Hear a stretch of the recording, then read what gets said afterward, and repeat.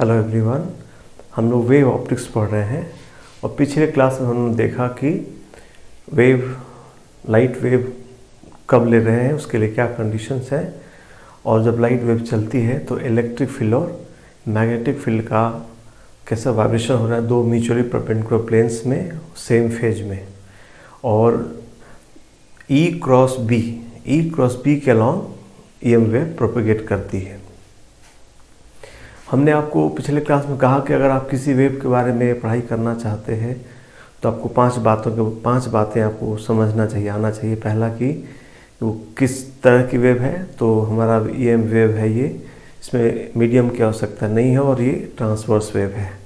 दूसरा, इसकी वेलोसिटी क्या होगी, इस वेव की वेलोसिटी क्या होगी, तो वेलोसिटी का मतलब लाइट है तो यहाँ वेलोसिटी वैक्यूम में c होगी और in any other medium c/μ होगी। म्यू है रिफ्रैक्टिव इंडेक्स। अच्छा, या अगर इक्वेशन लिखा है तो उस इलेक्ट्रिक फील्ड और मैग्नेटिक फील्ड का जो मैग्नीट्यूड का रेशियो है वो भी उस मीडियम में उस वेव की वेलोसिटी देता है। तीसरा हमको पढ़ना था कि उसका इक्वेशन कैसे लिखेंगे, तो इक्वेशन हम लोगों ने लिखा, इलेक्ट्रिक फील्ड मैग्नेटिक फील्ड का इक्वेशन हम लिख सकते हैं कि ऐसी wave electric field magnetic field से कैसे दो म्यूचुअल परपेंडिकुलर प्लेन में लिखी जा सकती है, ये हम लिख सकते हैं वहाँ पर। फिर हम लोग बात किए थे कि ऐसी वेव अगर चलती हैं तो कितनी एनर्जी ले जाएंगी।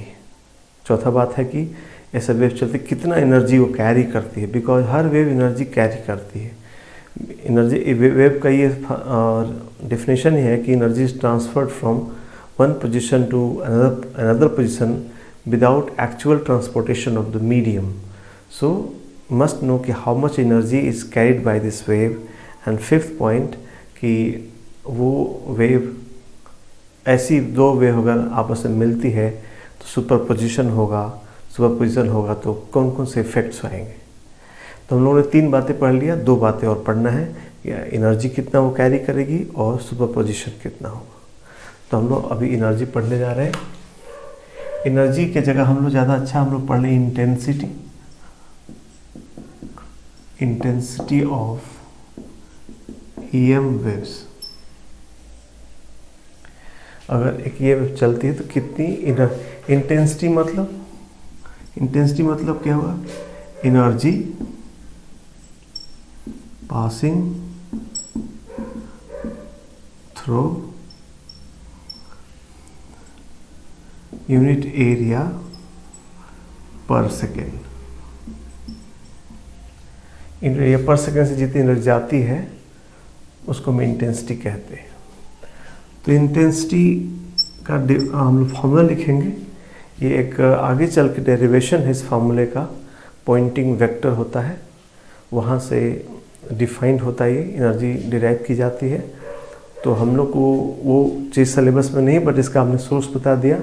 आगे चल को आपको एक पढ़ाया जाता है पॉइंटिंग वेक्टर, कुछ ऐसा S वेक्टर होता है 1/μ E cross B। Energy density का ये रिलेशन होता है। तो आगे है, हम लोग को अभी जरूरत नहीं पढ़ने का, उसी से डेरिवेशन है, हम लोग को रिजल्ट यूज करना है। So this electric field intensity is given by half epsilon not C into E square, half epsilon C into E square. या अगर मैग्नेटिक फील्ड लिखना चाहते हैं तो half C E square upon mu naught B square upon mu naught. तो ये दो चीज़ें होती हैं। ये आप चाहे तो इसको इलेक्ट्रिक फील्ड के फॉर्म में लिख सकते हैं या मैग्नेटिक फील्ड के फॉर्म में लिख सकते हैं, दोनों सेम होते हैं, ये दोनों चीज़ें सेम होती हैं। ये और सेम है, कैसे सेम है, इस चीज़ को हम लिख सकते हैं कि हाफ एप्सिलॉन C, और हम अब पिछले क्लास में बात हुआ था कि जो वेलोसिटी होगी E0 अपॉन B0, ये मैग्नीट्यूड है, एम्पलीट्यूड है E0 B0। इक्वेशन पिछले क्लास में लिखा गया है, और हम लोग वैक्यूम की बात कर रहे हैं तो E अपन B ही C होता है, तो E को हटा सकते हैं यहाँ से, E को लिख सकते हैं हम लोग C B0 का स्क्वायर। तो ये वैल्यू हो जाएगी half epsilon C C square B naught square, और हम लोग जानते हैं सी होता है 1/ε0 म्यू नॉट, ये भी हम लोग जानते हैं। इसलिए इसकी अगर वैल्यू पुट करें तो हो जाएगा 1/2 1/ε0 mu naught into B naught square. तो यहाँ से ε0 कट जाएगा, ये वैल्यू एकदम सेम आ जाएगी। ठीक है, तो ये लिखिए चाहे ये लिखिए, एक ही बात है, दोनों सेम है। ठीक है,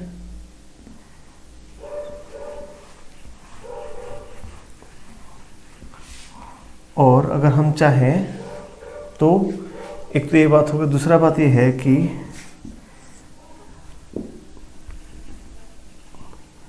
जो ये टोटल एनर्जी है ये इलेक्ट्रिक फील्ड और मैग्नेटिक फील्ड दोनों की वजह से कैरी होती है। 50% एनर्जी इलेक्ट्रिक फील्ड की वजह से कैरी होता है और 50% मैग्नेटिक फील्ड की वजह से, है ना।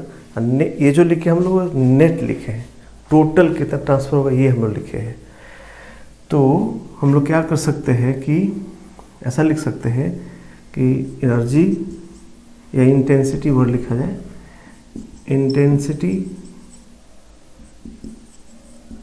Intensity carried by magnetic field IB is equal to इसका आधा 1/4 C/μ0 B0 square and that by electric field is IE equal to 1/4 C/0 E0 square. दोनों फील्ड पूरी एनर्जी का हाफ ट्रांसफर करता है, हाफ मैग्नेटिक फील्ड की वजह से, हाफ इलेक्ट्रिक फील्ड की वजह से, दोनों का इक्वल कंट्रीब्यूशन है। ठीक है, नेट लिखना तो इतना लिख सकते हैं। सो बस बात फिनिश हो गई। हम इस वेव का, ये वेव कितनी एनर्जी ले जाती है ये भी हम जान गए, चौथा बात जान गए हम लोग, है ना। अब हम लोग क्या नेट पढ़ना, इसी में समय लगेगा। डिटेल है कि ऐसी दो वेव्स अगर मिलती हैं, सुपरपोजिशन करती है, तो वहाँ पर कैसे फील्ड बदलेगा, कैसे एनर्जी का वेरिएशन होगा, ये सब हम लोग पढ़ना है। तो ये हम पढ़ने जा रहे हैं। तो हम लोग पढ़ने जा रहे हैं सुपरपोजिशन ऑफ EM वेव्स।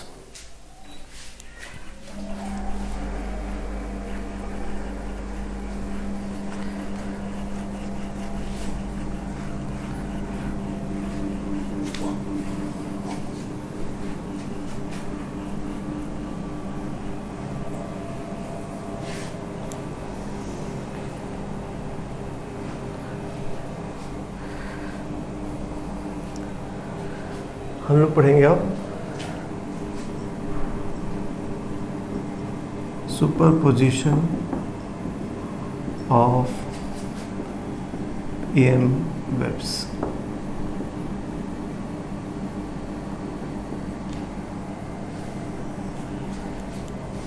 ठीक है, कुछ टर्म्स हैं जो जानते रहे हम लोग। मोनोक्रोमेटिक कहीं लिखता है, monochromatic wave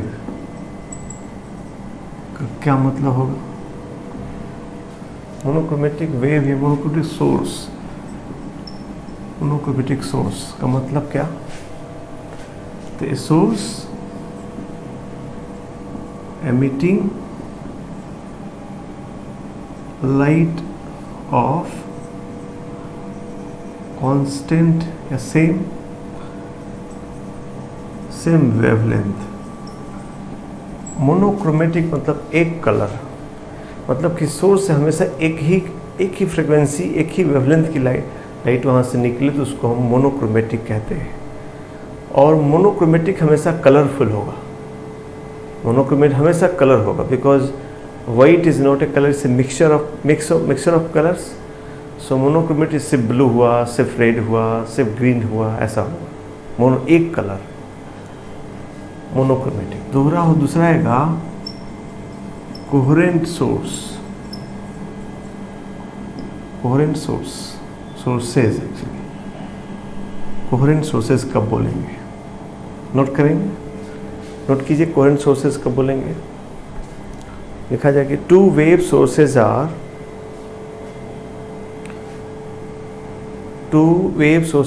said to be coherent. Two wave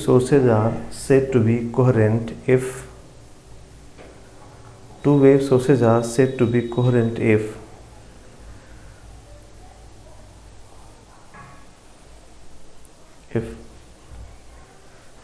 they emit waves of same frequency,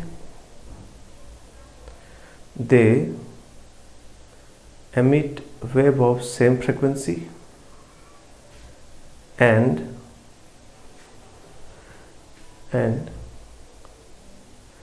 if there is any phase difference,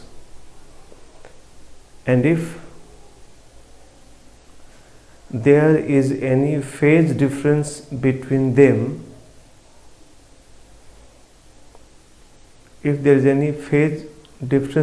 them,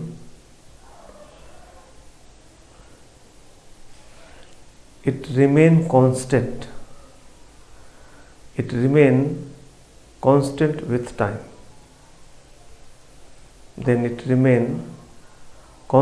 with time. दो सोर्सेस को कोहेरेंट तब कहेंगे जब दोनों से निकलने वाली वेव की फ्रीक्वेंसी एकदम सेम, दोनों से इक्वल फ्रीक्वेंसी, इक्वल वेवलेंथ की वेव निकले, और दोनों सोर्स में अगर फेज में अगर डिफरेंस है तो कोई दिक्कत नहीं है, जो डिफरेंस वो समय के साथ कांस्टेंट रहे, बदले मत। हालांकि एक बार आपने कह दिया कि दो सोर्स हैं, एक ही मीडियम है और सेम फ्रीक्वेंसी निकल रही है, तो ऑटोमेटिकली उनके अगर बीच में फेज का डिफरेंस होगा तो it will remain constant with time, है कि नहीं। सो पहली बात से ही दूसरी बात इम्प्लाई होती है, लेकिन हम लोगों ने दोनों बात अलग से लिखा है ताकि इम्फेसिस डाले उस पर, है ना। तो उनको हम कोहेरेंट सोर्सेस कह सकते हैं। दो बात। तीसरा बात एक और जान लेते हैं हम लोग, ये फेज डिफरेंस क्या है, पाथ डिफरेंस क्या है, ये भी जान ले, बिकॉज ये सुपरपोजिशन में यूज होगा। ठीक है, लिखा जाए relation between phase difference and path difference.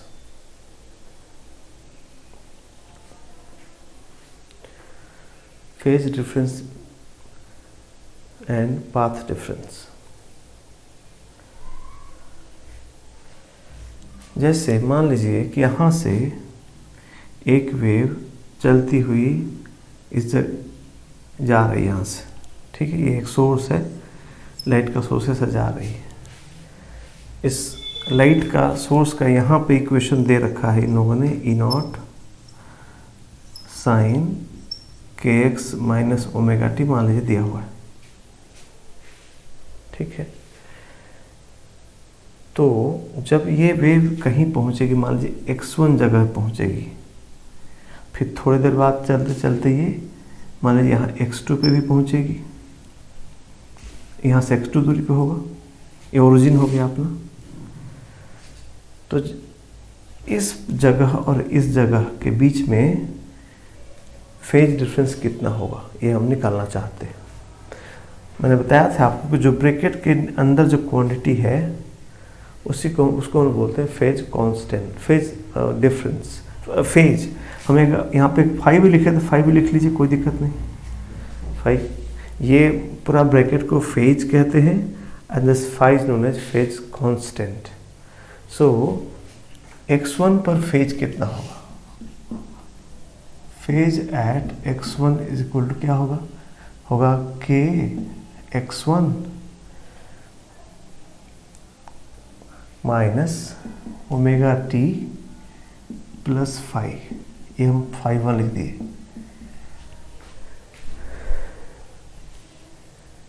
और फेज एट x2 उसी समय पर फेज एट x2 क्या होगा, उसी समय पर phi2 क्या होगा, तो हो जाएगा k x2 उसी समय उसी t पर, ये रिलेशन होगा। उसी t का मतलब क्या है, ये वेव लगातार चल रही है, जब यहाँ से एनर्जी निकलती है और आगे बह के जाती है, तो हर पार्टिकल अपनी जगह ऑसिलेशंस कर रहे हैं। ये भी ऑसिलेशन कर रहा है, ये भी ऑसिलेशन कर रहा है। जैसे क्लास में मान लीजिए हम बैठे हुए हैं और लगातार बोल रहे हैं, तो मेरे सामने का जो बच्चा बैठा है वो भी सुन रहा है, और जो पीछे बैठा है उसी वक्त वो भी सुन रहा है। तो ये लगातार अगर वेव जा रही है तो एक समय पर दो लोग बातों को सुन रहे हैं। हो सकता है इनके सुनने में थोड़ा डिफरेंस हो, वही डिफरेंस हम निकाल रहे हैं कि इस इतने बजे आपने क्या सुना, उन्होंने क्या सुना, उनमें क्या क्या अंतर है। इसलिए हम एक ही समय पर दो लोगों के बीच में फेज कितना डिफरेंस है ये पता लगा रहे हैं। सो अब दोनों का फेज का difference delta phi equal to क्या लिखेंगे हम लोग, this phi two minus phi, phase का डिफरेंस। तो इसको घटाते हैं, इनको यहाँ घटाते हैं, तो डेल्टा फाई क्या हो जाएगा, घटाएंगे तो यहाँ हो जाएगा k x2 माइनस x1, और ये ओमेगा टी से ओमेगा टी कट जाएगा, फाई से फाई कट जाएगा। So it is delta phi equal to k into delta x, ऐसा लिख लेंगे हम।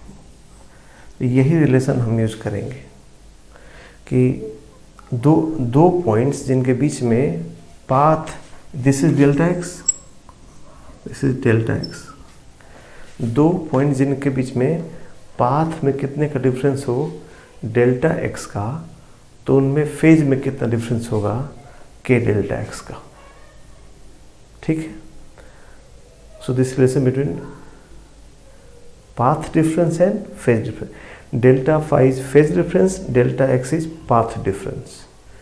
k is 2 pi by lambda बताया जा चुका है पिछले क्लास में, this is 2 pi by lambda, this is path difference, this is phase difference.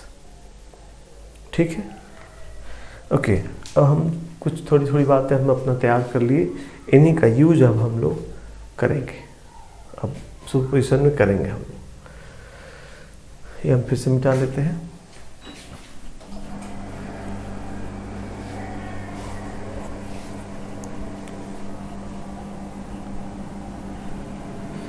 चलिए अब देखिए, हम लोग मान लीजिए एक सोर्स यहाँ S1 है, एक यहाँ पर सोर्स S2 है, यहाँ से भी एक वेव आती है और एक यहाँ से वेव आती है ना। यहाँ पर ये कोई पोजीशन है X, वहाँ पर सुपरपोजिशन होने जा रहा है। ठीक है, हम तो इससे लिख लेते हैं आपको समझने के लिए, एक ही लाइन में लिखते हैं, आपको समझ में आएगा। S1 है, ये S2 है, यहाँ से वेव चली और यहाँ से भी वेव चली, और दोनों एक जगह मिल गई, ये पोजीशन X है। तो जो S1 से यहाँ पहुँची है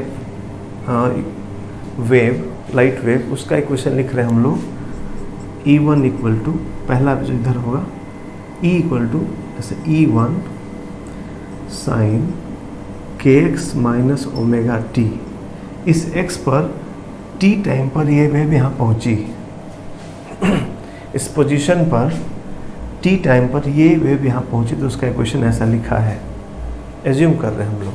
और इनका इक्वेशन लिख रहे हैं ई डैश इक्वल टू, इनका एम्पलीट्यूड अलग था लेकिन हम लोग कोहेरेंट वेव लिए हैं, मतलब ओमेगा सेम ले रहे हैं। अब क्या होगा, इनके इसके यहाँ पहुँचने, इसके यहाँ पहुँचने में एक पाथ में डिफरेंस है, तो पाथ डिफरेंस की वजह से यहाँ पे कुछ फेज में भी डिफरेंस होगा, नहीं, फेज में भी डिफरेंस होगा। ये फेज, और अगर ये हम कह लें ये दूरी डेल्टा एक्स है, तो हम जानते हैं कि जो फाई होगा, जो फाई हम लिख रहे हैं, दैट विल बी के इंटू डेल्टा एक्स, जो आगे बात करेंगे। अब ये दोनों वेव में क्या समानता है और क्या अंतर है, तो दोनों वेव का फ्रिक्वेंसी सेम लिया गया है और के सेम लिया गया फ्रिक्वेंसी सेम, के अपने सेम हो गया है बिकॉज मीडियम सेम है। मीडियम सेम मतलब वेलोसिटी सेम है। आप जानते हैं किसी मीडियम में जो वेलोसिटी होती है वेव की, वो कौन तय करता है, सोर्स की वेव की मीडियम, तो मीडियम ही वेलोसिटी तय करता है किसी वेव का, न कि सोर्स या फिर वो कोई क्वांटिटी। तो मीडियम सेम हो गया, तो आप जानते हैं v equal to F lambda, जानते हैं आप लोग, तो हमने कहा मीडियम सेम है तो v सेम हो गया, वेलोसिटी सेम हो गई, और फ्रिक्वेंसी सेम हम भेजे हैं तो लेमडा भी सेम हो गया। और जब लेमडा सेम हो गया तो k भी सेम हो जाएगा, 2π/λ भी सेम हो जाएगा। तो 2π/λ k सेम है, ओमेगा सेम हम लोग लिए हैं को, और इसलिए और फाई क्या है, कांस्टेंट है, समय पे डिपेंड नहीं कर रहा। यानी ये जो वेव हुई, ये दोनों सोर्स हुए, एक S1 एंड S2 आर क्या, we can say they are coherent, है ना। सो हम लोगों ने दो कोहेरेंट सोर्स लिया जिनसे ये दो वेव आई और एक साथ पोजीशन x पे पहुंच गई। तो वहाँ पर नेट फील्ड कितना होगा, इसी के लिए सुपरपोजिशन प्रिंसिपल होता है। सुपरपोजिशन प्रिंसिपल क्या कहता है कि मान लीजिए किसी एक वेव की वजह से इलेक्ट्रिक फील्ड वहाँ E होता है, और अगर दूसरी वाली अकेले वहाँ पहुँचती तो वहाँ पर इलेक्ट्रिक फील्ड E डैश होता। तो इस प्रिंसिपल के हिसाब से जो नेट फील्ड होगा दोनों का वेक्टर सम होगा। यहाँ पर वेक्टर सम बोलेंगे बिकॉज अपना फील्ड वेक्टर होता है ना। तो सेम प्लेन में है, ये भी वाइब्रेशन दोनों सेम प्लेन में है। जब सेम प्लेन में दो वेक्टर होते हैं, एक ही दिशा में होते हैं, चाहे पैरेलल चाहे अपोजिट, तो उनको हम अलजेब्राइक जोड़ लेते हैं, a + b चाहे a - b। तो इसमें वेक्टर का ऐसा कोई अलग से नहीं सोचना है, a + b सिंपल हो जाएगा। तो लिख सकते हैं कि by principle of superposition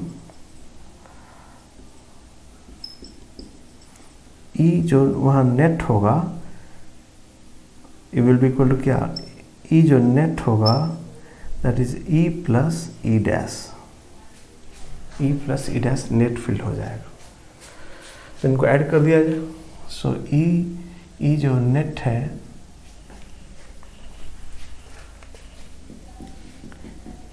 E net equal to E1 sin kx - omega t plus E2 sin kx - omega t plus phi। अब sin a plus b में इसको हम ओपन कर दिए, तो ये हो गया E1 sin kx - omega t plus E2 sin kx - omega t cos phi plus cos kx - omega t sin phi, है ना। अब क्या कर रहे हैं, इन दोनों में से sin kx को कॉमन कर दे रहे हैं, तो यहाँ हो जाएगा E1 plus E2 cos phi sign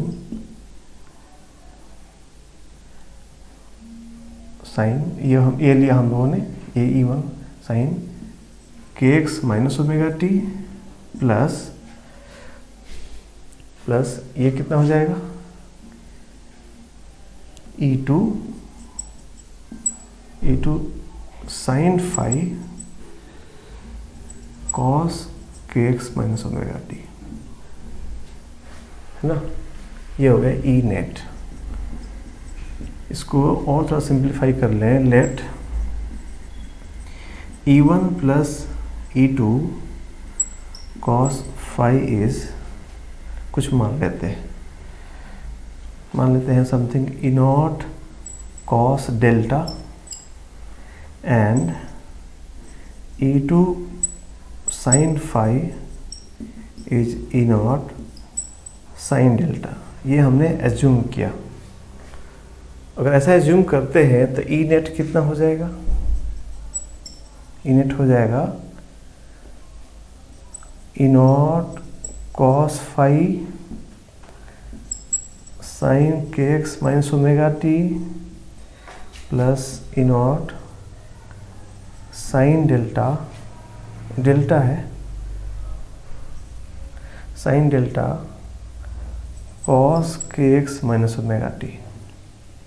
इसको फाइनल अगर हम मिला दें तो बन जाएगा it is E0 sin kx - omega t sin kx - omega t plus delta. ये रिलेशन बन जाता है।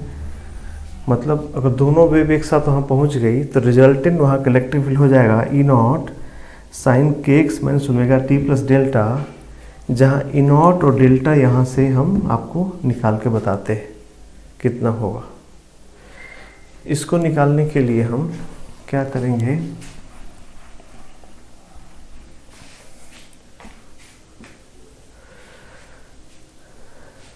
अगर हम स्क्वायर करके ऐड कर दें तो cos square delta sine delta 1 हो जाएगा, यहाँ से ई नॉट आ जाएगा, और अगर डिवाइड करते हैं तो tan आ जाएगा, है ना।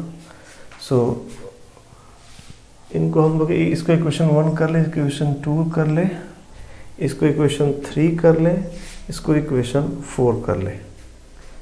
तो अभी फ्रॉम इक्वेशन 3 इससे बात करें, इक्वेशन 3 से तो डिवाइड कर दिए हो जाएगा tan delta is equal to, tan delta equal कितना, डिवाइड करेंगे तो हो जाएगा E2 sine phi upon E1 plus E2 cos phi, divide कर डेल्टा निकल गया, और स्क्वायर करके ऐड कर दें, इन दोनों को स्क्वायर करके ऐड करेंगे तो क्या हो जाएगा, हो जाएगा E naught square equal to, naught square equal क्या हो जाएगा, E2 साइन फाई का स्क्वायर प्लस ये वाला E1 plus E2 cos phi का स्क्वायर।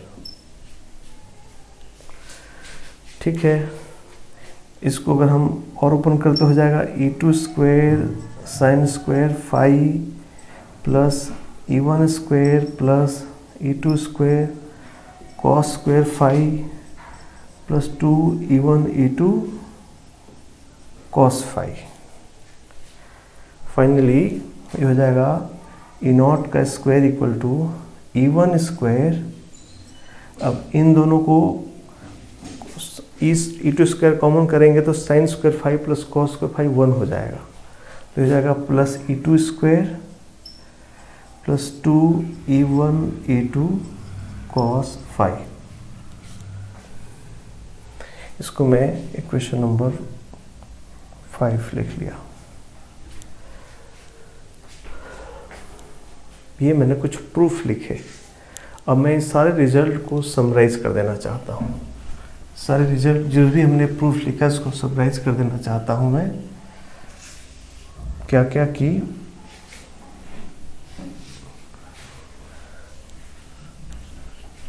अगर हम जो भी पढ़ाई की इसको अगर हम समराइज करें तो ऐसे लिखेंगे, इसका जो समरी होगा क्या क्या कंक्लूजन हम लोग क्या निकाले, समरी ये निकाले कि इफ टू वेव्स, कौन कौन, E equal to E1 sine kx minus omega t and E dash equal to E2 sine kx minus omega t plus phi superpose करेगी तो net this wave superpose, then resultant wave equation लिखाएगा E equal to कितना, E naught, ये वाला sine kx minus omega t plus delta, और जहाँ पर इस डेल्टा और E को निकालने का एक आसान तरीका होता है, ये इक्वेशन देख के आपको याद आता होगा वेक्टर का ऐड करना, वेक्टर का समेशन, कैसे ए स्क्वायर रिजल्टेंट का square a square plus b square plus 2ab cos theta. तो उसी तरीके से हम लोग क्या करते हैं, इसको ट्रिक, ये जो लिखने जा रहे हैं याद करने का ढंग लिखने जा रहे हैं, ये आसानी से कैसे याद होगा रिजल्ट। इस रिजल्ट को बार बार प्रूफ नहीं करेंगे हम लोग, रिजल्ट याद करने जा रहे हैं, प्रूफ तो हमने लिख दिया आपके लिए। तो इसको कैसे याद करते हैं कि इधर हो जाए E1 और इधर हो जाए E2, ये वाला E1 ये वाला E2, जिसमें फेज कांस्टेंट 0 हो उसको नीचे बनाइए, इसका फेज कांस्टेंट फाई है, ये पूरा फाई है, एंगल जो ये फाई है ये बना दीजिए। और फिर वेक्टर सम, पैलोग्राम लॉ जैसा इसको बना लीजिए, वो पैलोग्राम बना लीजिए, है ना। ये हम क्यों बना रहे हैं, वेक्टर कहाँ से आ गए बीच में, वेक्टर ऐड नहीं कर रहे हैं, वेक्टर जोड़ना था वो जोड़ घटा खत्म कर लिए। जो ये दोनों को सुपरपोज करने से जो रिजल्ट्स आए हैं उसको हम याद करने का आसान तरीका ढूंढ रहे हैं। E1 E2 बनाते हैं तो जो ये रिजल्टेंट होता है वही आपका E0 हुआ, रिजल्टेंट एम्पलीट्यूड हो गया, और ये हो जाता है इसका डेल्टा। कैसे, देखिए इसको आगे बढ़ा लीजिए, यहाँ पर पेन को ड्रॉप कर लीजिए, तो ये भी होगा फाई, ये दोनों लाइन फाई होगा, और ये E2 है तो ये भी E2 रहेगा, E2 रहेगा। तो ये फाई तो ये वाला हो जाएगा E2 साइन फाई, नीचे वाला हो जाएगा E2 कॉस फाई, है ना। तो tan डेल्टा कितना हो जाएगा, E2 sine phi upon E1 plus E2 cos phi. देखिए E2 sine phi upon E1 plus E2 cos phi, tan delta निकल जाएगा। और रिजल्टेंट जानते ही A और B का resultant root over A square plus B square plus 2AB cos phi. ये diagram अगर बगल में है तो हम लोग याद कर सकते हैं कि जो ये E0 हो जाएगा, रिजल्टेंट का स्क्वायर जो हो जाएगा E1 square plus E2 square plus 2E1 E2 cos phi, and tan delta is E2 sin phi upon E1 plus E2 cos phi. So this is the main conclusion of all these discussions. जो कुछ हमने discussion किया उसका main conclusion ये बना हुआ है, ये बात बना हुआ। सिंस हमने प्रूफ इसलिए लिखा कि जो लोग बोर्ड एग्जाम देंगे उनको प्रूफ लिखना पड़ता है, बट जब आपने प्रूफ सीख लिया तो आपको क्वेश्चंस करने के लिए ये जो बोर्ड पे जितनी बातें लिखी गई हैं, इतनी बातें अगर आपको याद हैं तो आप सुपरपोजिशन के क्वेश्चंस कर सकते हैं। ठीक है, ये जो पैलोग्राम तरीका वो आसान तरीका रटने का।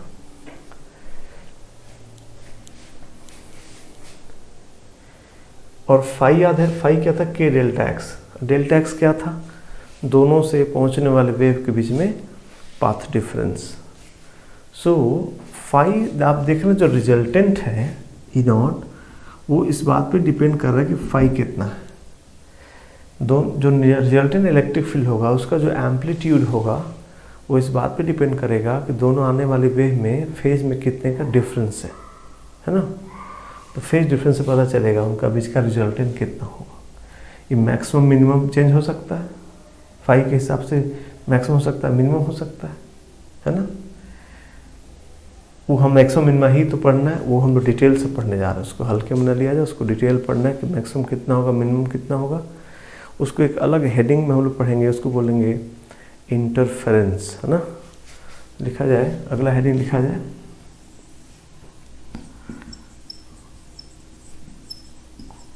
इंटरफेरेंस। इंटरफेरेंस क्या है ये समझा जाए तो जब दो कोहेरेंट सोर्स से आने वाली जो लाइट है सुपरपोज कर रही है तो जो रिजल्टेंट एम्पलीट्यूड है वो इस बात पे डिपेंड कर रहा है, E1 E2 पर डिपेंड कर ही रहा है, बट इस बात पे भी डिपेंड कर रहा है कि वो दोनों जो वेव हैं जो मिल रही हैं उनके बीच में फेज का डिफरेंस कितना, फाई कितना है।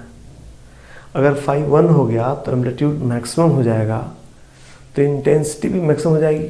अब जानते हैं I proportional to E square half epsilon C E naught square. तो अगर एम्पलीट्यूड मैक्सिमम होगा तो वहाँ की इंटेंसिटी भी क्या होगी, मैक्सिमम होगी। मिनिमम होगा तो मिनिमम होगी। मतलब दोनों वेव की इंटेंसिटी तो कांस्टेंट थी अलग अलग, बट जब दोनों मिलेंगी तो जो रिजल्टेंट इंटेंसिटी था वो कहीं बढ़ सकता है, कहीं घट सकता है ना। जबकि ये स्केलर क्वांटिटी है। इंटेंसिटी इलेक्ट्रिक फील्ड वेक्टर था, उसका समझ में आया, लेकिन इंटेंसिटी एनर्जी तो स्केलर क्वांटिटी है। तो कहता है कि जब दो स्केलर क्वांटिटी मिल रही है तो वो मिल के कहीं सम से ज़्यादा हो जाएगी, कहीं सम से कम भी हो जाएगी। जबकि ऐसा नहीं होता। स्केलर क्वांटिटी आपने आज तक जितना पढ़ा है कि 5 + 3 8 ही होता है हमेशा, वो कभी बढ़े कभी घटने, उसमें कोई cos 5 नहीं होता। बट आज हम लोग ऐसी स्केलर क्वांटिटी का एडिशन के बारे में बात कर रहे हैं जो जब ऐड होगी 5 5 ऐड होकर 10 नहीं, ज़्यादा भी हो सकता है यहाँ पर, है ना, 10 नहीं 20 भी हो सकता है, और 5 मिलकर 0 भी हो सकता है, बिकॉज cos 5 मिनिमम हो सकता है, मिनिमम होगा तो कम भी हो सकता है। तो 5 + 5 ऐड कर रहे हैं, कहीं कहीं वो 10 से ज़्यादा आ जाएगा और कहीं कहीं 10 से कम भी आ जाएगा। कहीं एनर्जी बढ़ जाएगा, कहीं एनर्जी नेट एनर्जी कहीं बढ़ जाएगी, कहीं नेट एनर्जी कहीं घट जाएगी। ये जो नया बात हो रहा है स्केलर का जोड़ने से, वेरिएशन इन दैट एडिशन हो रहा है, दैट इज नोन एज क्या, इंटरफेरेंस। कहते हैं कि एनर्जी गेट्स रीडिस्ट्रीब्यूटेड,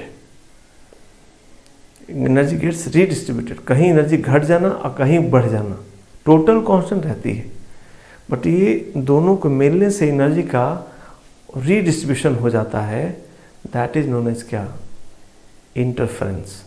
ठीक है, कैसे बढ़ेगा घटेगा ये पूरा डिटेल हम लोग पढ़ने जा रहे हैं, और यही तो पूरी पढ़ाई बची हमारी। हम लोग पूरा डिटेल पढ़ेंगे, कहाँ कितना बढ़ गया, कहाँ कितना घट गया। ध्यान रहे, जो भी हम लोग फिजिक्स के लॉज पढ़ते हैं, कभी क्लासिकल फिजिक्स पढ़ते हैं जहाँ न्यूटन्स लॉ फॉलो होते हैं, तो न्यूटन्स लॉ देखते हैं कि एटम्स के लेवल पर जाएंगे तो फेल कर जाते हैं। फिर न्यूटन लॉ में से जो बेसिक फिजिक्स है, मोमेंटम, एनर्जी, ये जो लिखते हैं, ये फॉर्मूले फेल होना चालू होते हैं जब उनकी वेलोसिटी c को अप्रोच करना चालू हो जाती है। तो हर फॉर्मूले का लिमिटेशन है कि ये यहाँ लगेगा, ये यहाँ लगेगा। बट जो कंजर्वेशन ऑफ एनर्जी एक ऐसा लॉ है जो एटम से लेके पूरे सोलर सिस्टम, गैलेक्सी तक वैलिड है, उसका कोई कहीं पर गलती नहीं है। अगर हम पूरे एनर्जी लिखना चाहते हैं तो energy conservation is always followed. So wave में भी एनर्जी कंजर्वेशन फॉलो हो रहा है, बट बड़ा अजीब होगा, कहीं घटेगा तो उतना ही कहीं बढ़ जाएगा, है ना। तो कितना घटेगा कितना बढ़ेगा ये हम लोग डिटेल पढ़ने जा रहे हैं। तो जरा इसका डिफरेंशियल लिख लें, फिर आगे बढ़ा जाए। लिखा जाए कि when waves from two coherent sources, when waves from two coherent sources superpose in space, then the resultant energy, then the resultant wave energy, the resultant wave energy gets redistributed. Resultant wave energy gets redistributed in space. Gets redistributed in space.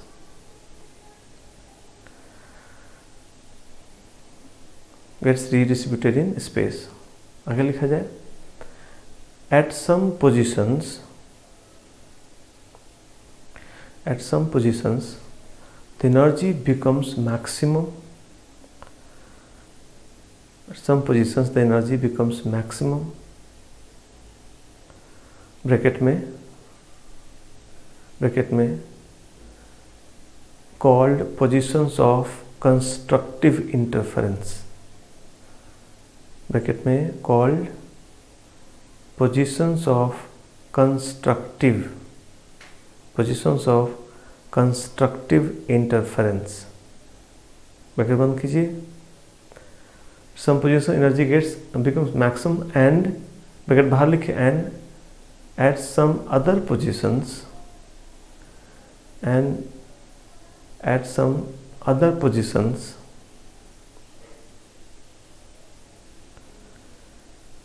it becomes minimum. At some other positions it becomes minimum. Bracket में called positions of destructive, constructive और destructive, called positions of destructive interference, called positions of destructive interference. Bracket बंद कीजिए, full stop लिखिए, आगे last line लिखिए कि this redistribution of energy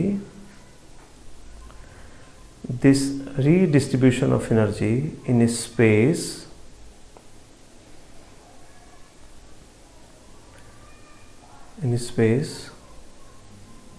due to superposition of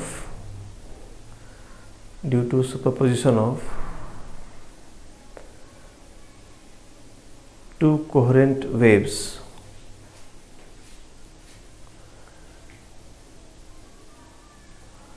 is known as interference.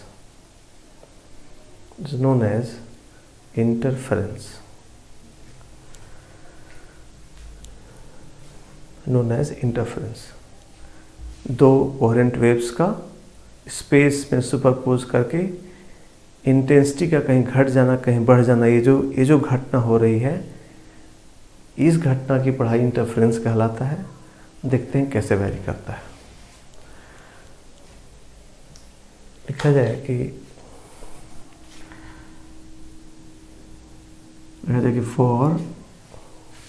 for waves of same frequency in same medium,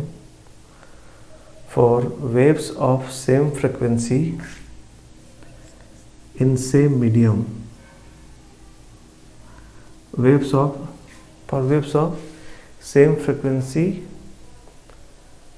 medium, I is proportional to E naught square। जानते हैं हम लोग formula, अभी आज ही पढ़े, half epsilon naught c E naught square या half c अपन mu naught B naught square, है ना, इतना। सो जो ये हमारा इक्वेशन बना है, ये वाला 4 नंबर इक्वेशन, इसको हम लोग उसके फॉर्म में लिख सकते हैं। So we can right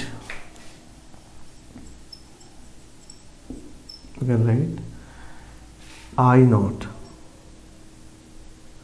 equal to I1 plus I2 plus 2 root I1 I2 cos phi। यहाँ से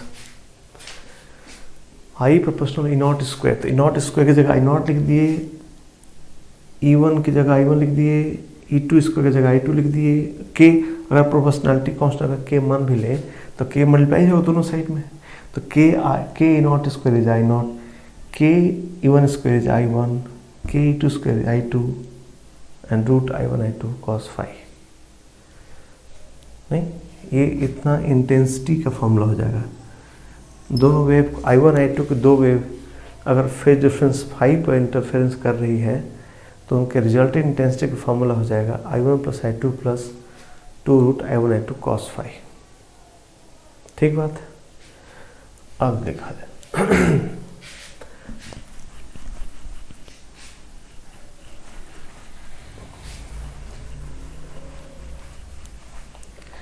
जाए कि for constructive interference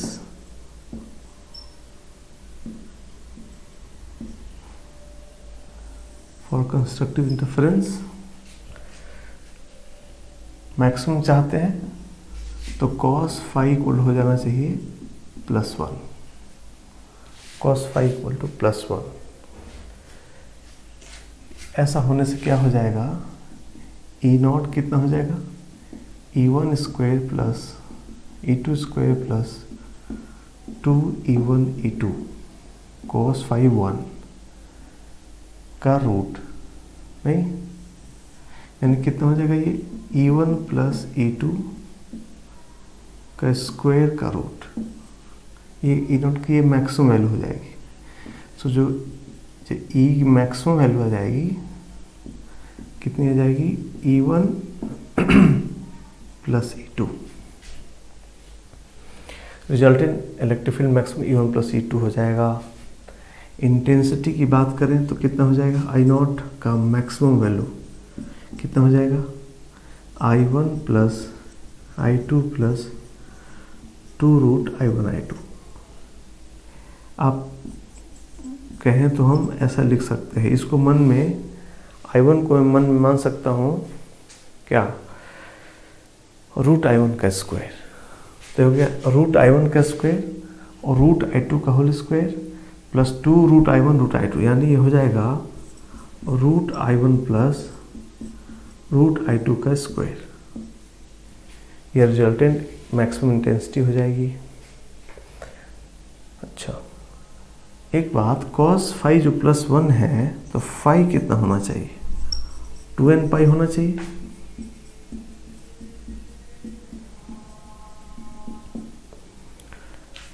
cos phi 1 है तो फाई 2n पाई हो गया, n इंटीजर है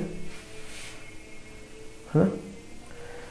अब फाई है तो एक रिलेशन यहाँ था फाई इक्वल के डेल्टा एक्स, तो हम पाथ का डिफरेंस भी निकाल सकते हैं। यानी लिख सकते हैं हम लोग 2n पाई इक्वल टू के इंटू डेल्टा एक्स, यानी 2 pi by lambda into delta x. 2 पाई यहाँ से कटा दे अगर हम लोग तो यहाँ से आ जाएगा delta x equal to n lambda, delta x equal to n lambda. ये जो बात लिखी है ये हुआ हमारा कंस्ट्रक्टिव इंटरफेरेंस के बारे में कुछ जानकारी जो कि फिक्स है। ये आपको याद करना, ये चीज़ें आपको याद रखनी है। क्या क्या, अगर दो वेव्स का कंस्ट्रक्टिव इंटरफेरेंस होना है तो क्या क्या होना चाहिए, दोनों के जो फेज में डिफरेंस होना चाहिए 2n पाई और पाथ में डिफरेंस होना चाहिए n लेमडा। मतलब एक वेव यहाँ से यहाँ जाती है, एक वेव यहाँ से यहाँ जाती है, दोनों के पाथ में जो डिफरेंस होगा वो होना चाहिए n लेमडा। लेमडा का इंटीग्रल मोड, मतलब 1 लेमडा, 2 लेमडा, 3 लेमडा या 0 भी सही है, 0 लेमडा। सो अगर लेमडा के इंटीग्रल मल्टीपल में अगर पाथ का डिफरेंस है तो जब दोनों वेव मिलेगी तो वहाँ इंटेंसिटी मैक्सिमम हो जाएगा और कहेंगे यहाँ पे कंस्ट्रक्टिव इंटरफेरेंस हुआ, और किसी दूसरी जगह पे वो चेंज हो जाएगा। कितना हो जाएगा, मैक्सिमम एम्पलीट्यूड वहाँ पर E1 प्लस E2 हो जाएगा, maximum intensity √I1 plus √I2 का होल स्क्वायर हो जाएगा। सही बात है। इस तरह से डिस्ट्रक्टिव लिख लिया जाए। डिस्ट्रक्टिव इंटरफेरेंस होगा तो क्या होगा,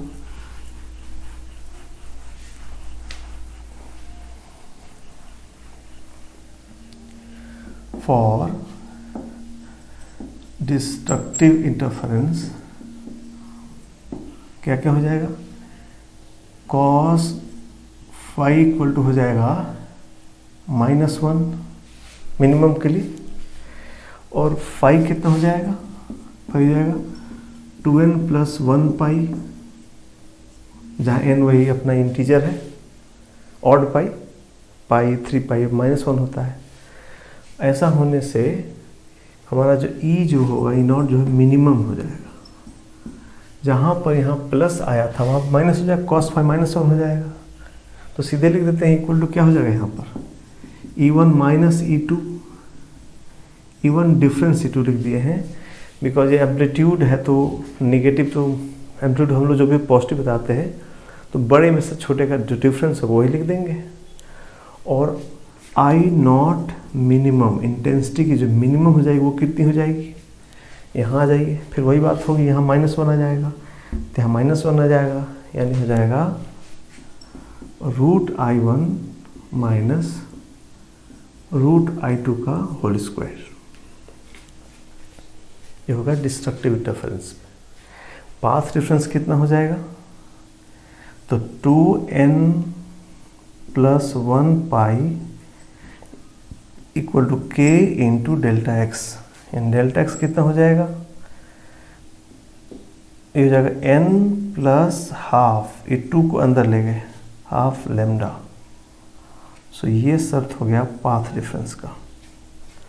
अगर पाथ में पहुंचने वाले वेव्स के पाथ में एन लेमडा का डिफरेंस है। एन लेमडा मतलब ये वाला कंस्ट्रक्टिव इंटरफेरेंस होगा। एन प्लस हाफ लेमडा मतलब lambda by 2, 3 lambda by 2, 5 lambda by 2 ऐसा होता है। तो वहाँ पर इंटेंसिटी मिनिमम होगी और उस जगह को बोलेंगे कि यहाँ पर हुआ डिस्ट्रक्टिव इंटरफेरेंस हुआ। ओके, सो ये दोनों लिमिट्स हो गई, ये मैक्सिमम लिमिट हो गई, ये मिनिमम लिमिट हो गई।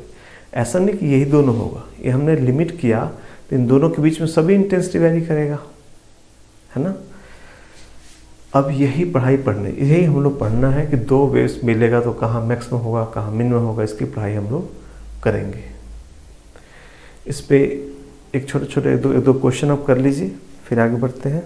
लिखिए, तो क्वेश्चन लिखिए कि if two waves of amplitude ratio,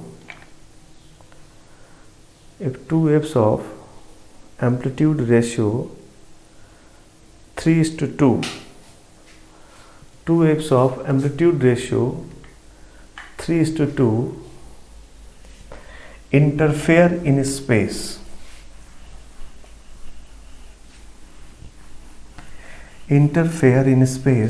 then find the ratio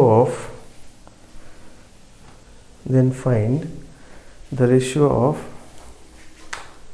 पहला I1 अपन I2, दूसरा I max upon I minimum। ये हो गया क्वेश्चन नंबर 1 आपका। आपको E1 अपान E2 का रेशियो दिया है 3:2, तो ये आपको फाइंड करना है। आंसर बताया जाए, बहुत सिंपल क्वेश्चन।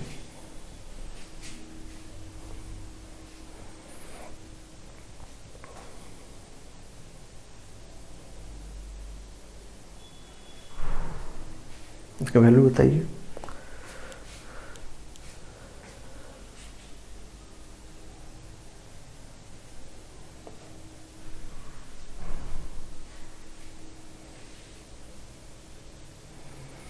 बोलिए कितना हुआ, कर दिए होंगे। तो हो गया पहला सॉल्यूशन में पहला बात हुआ कि I1 अपान I2 इक्वल क्या हो जाएगा, E1 अपान E2 का whole square, I proportional to E square, इसलिए हो गया 9:4। एक तो ये हो गया। B है I1 में I max upon I minimum. इसके लिए हम लोग क्या करना चाहिए, इलेक्ट्रिक फील्ड का मैक्सिमम अपान मिनिमम निकाल लेना चाहिए, या इससे भी कर सकते हैं हम। पहले दोनों तरीके से कर सकते हैं। I maximum I electric field का बना सकते हैं मैक्सिमम हो तो E1 प्लस E2 को लिख सकते हैं 3 + 2 अपान 3 - 2, यानी ये हो जाएगा 5 अपान 1। इसलिए आई मैक्सिमम अपान आई मिनिमम हो जाएगा 25/1।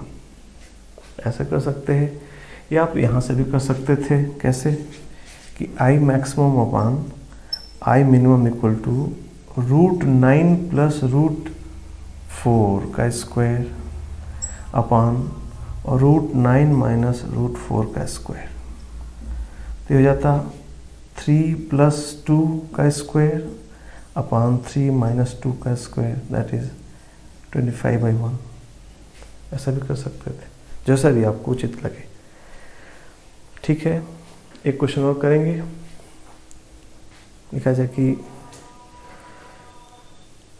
इन a interference pattern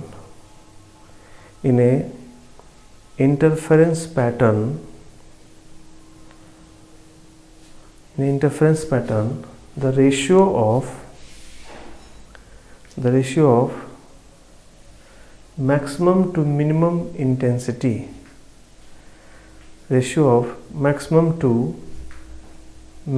intensity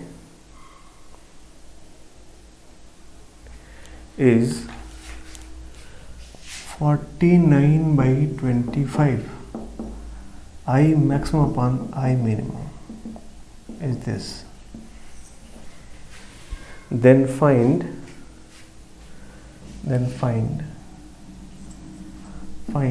A1 upon A2,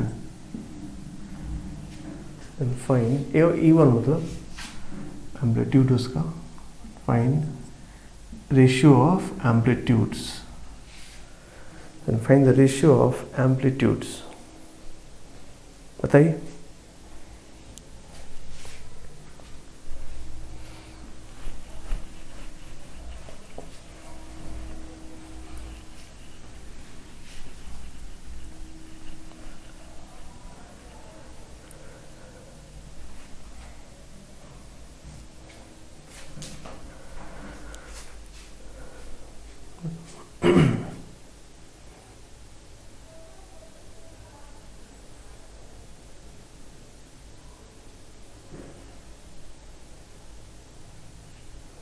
हो गया?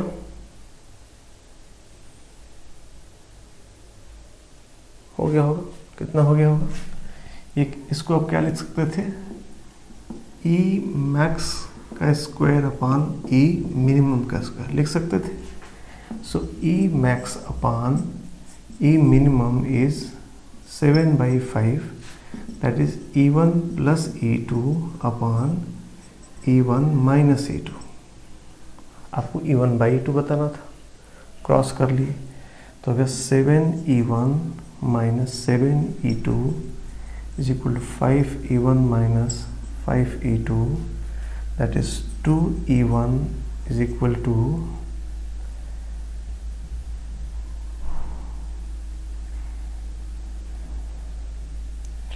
इधर आया,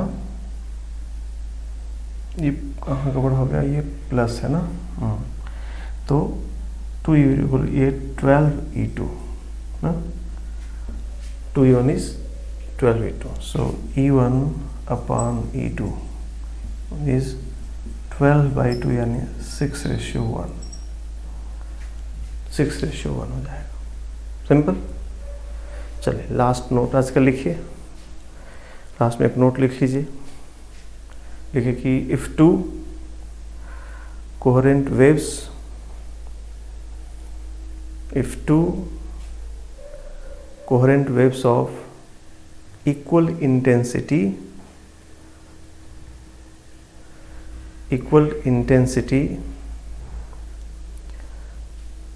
ब्रैकेट में I, two waves of equal intensity I interfere in space, then I equal to I plus 2 root I cos phi, that is resultant हो जाएगा, resultant intensity हो जाएगा 2I plus 2I cos phi, that is 2I bracket में 1 plus cos phi, that is 2I, ये हो गया 2 cos square phi by 2, 1 plus cos phi को लिख सकते हैं 2 cos square phi by 2, so IR equal to हो गया 4I cos square phi by 2।